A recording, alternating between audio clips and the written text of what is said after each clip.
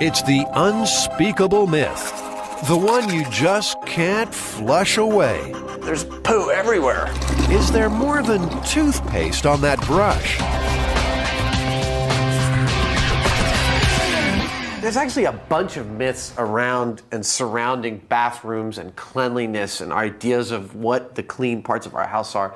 But actually, I think the main idea behind this myth is that the bristles of a wet toothbrush make an ideal collection surface for things like airborne bacteria. There's no rosy way to say this, so let's cut to the chase. What we're talking about here is fecal coliform bacteria, the bacteria that lives, well, you know where. The belief is that you shouldn't leave your toothbrush in the bathroom, and particularly not too close to the toilet, because there's all sorts of bacteria floating in the air, which ends up on your toothbrush and therefore in your mouth. Adam, you know, before we even start this experiment, we should probably do a simple test to see whether the toilet actually produces an aerosol. You mean like whether when it's flushing it actually makes little droplets and vapor that go everywhere? Exactly. Some color in the water, and Adam's got any flying droplets covered. Ready? Okay, go. Oh, I see some drops. All right, well, there you go. The aerosol part of the myth is definitely true. Yeah, these are probably the least of our worries because we can see these and they're big, heavy drops. What we should be concerned about, I think, are the ones that we don't see, that are little tiny things that may be going who knows where. But can those tiny droplets drift all the way to your toothbrush? The Mythbusters aim to find out. Well, do we have a plan? Of course we have a plan. This is Mythbusters. The reason we've got so many toothbrushes here is because we want to lay out a really broad test pattern to see if distance from the toilet, orientation to the toilet, and height from the toilet affect the number of fecal coliforms that we can find when we test the toothbrushes. Adam has clearly given this whole dirty toothbrush thing an awful lot of thought. In no time, he's fitting out the bathroom in the Mythbusters workshop. I'm going to use this PVC and some fittings to make a pair of toothbrush racks. And so the rig begins. Forget fancy blueprints. He's making it up as he goes along. It only has to last for a month. Ow!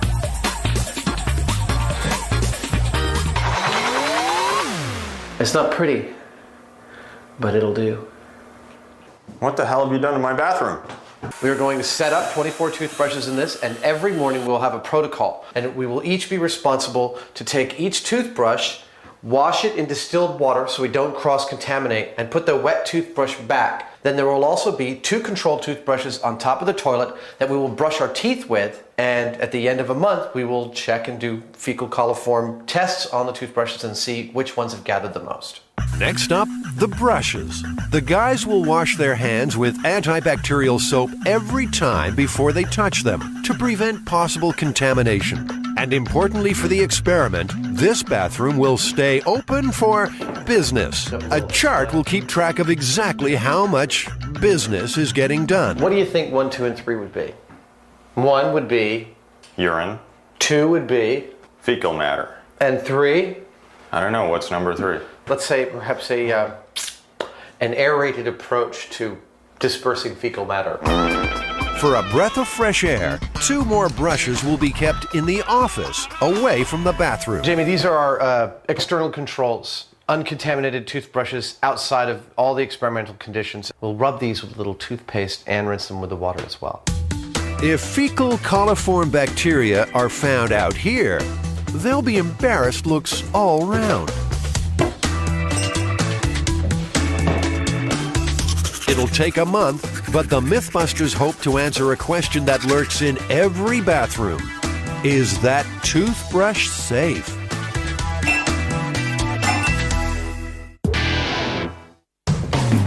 The Mythbusters have become slaves to dental hygiene.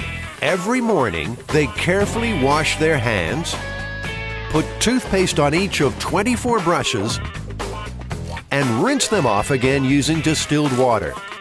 Lesson 1. Never give Adam a squirt gun. Hey! Oh, sorry, Paul. Next, they clean their teeth using two very special brushes. We're using the ones that were on the top of the toilet, the closest ones. At the end of the month, they'll test the brushes for fecal coliform bacteria. If nothing else, they've busted the myth that television is a glamorous industry. Today, it's toilet bowl close-ups. Mate, you've reached the pinnacle of your career. They couldn't get any better than this, could it? Toilets and cleanliness are the subject of many an urban legend, including this one. There's a young couple honeymooning somewhere in the Caribbean, and they come back to their room and they see that it's been ransacked. They've been burgled of just about everything. There's only two things remaining: their camera and their toothbrushes. So they go out and they purchase new clothes and other necessities, and they end up having a fantastic time. So they get home and they develop their film, and upon looking at the different photographs, they get to one that, what's that? And they notice that one thief has taken a picture of the other thief mooning, and the picture is of his backside with their toothbrushes sticking out. Jamie and Adam aren't swallowing any of this myth. But they are professionals, and they're on the scent of something big. You know, given that I've had toothbrushes sitting near toilets for nigh on 30 years at this point, 35 years, it doesn't bother me at all. It's a long, boring, dirty job ahead. But if anyone's qualified for this sort of work, it's the Mythbusters.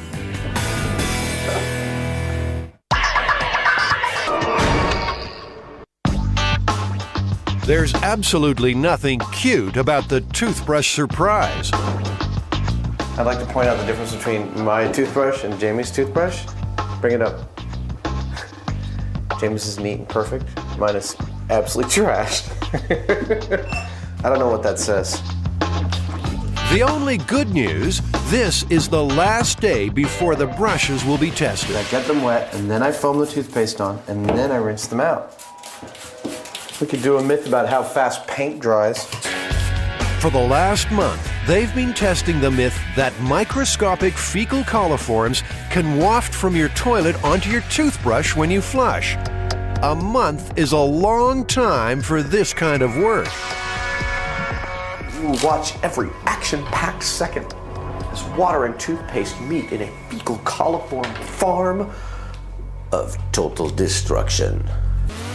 To see if there really is something to worry about, the Mythbusters have called on expert microbiologist Dr. Joanne Engel. She's going to subject the Mythbusters bathroom to more scrutiny than is strictly desirable.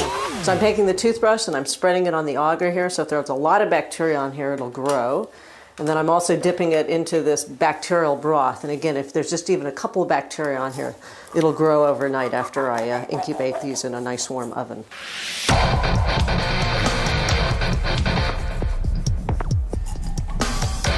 Every single toothbrush is sampled. These are the ones that we've actually been using to brush our teeth. It's been a very busy bathroom. But there's also the two controls kept out in the kitchen. This is the first time either of these toothbrushes has been in the bathroom. Okay. But they've been brushed with, Yes. right? They've undergone the same treatment.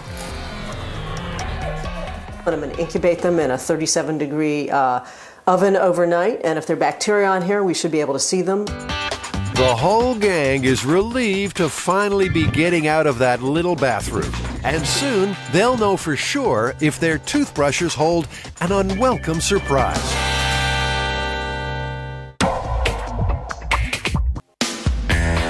Flush with success, the men now have to see the woman. The toothbrush surprise results are in. Did we actually find any fecal coliform on the toothbrushes? Well, we did, but in fact, all the toothbrushes. That'll leave a bad taste in your mouth, but the slides don't lie. Those little pink dots are fecal coliforms found on the brushes, and it made no difference how near or far they were from the toilet.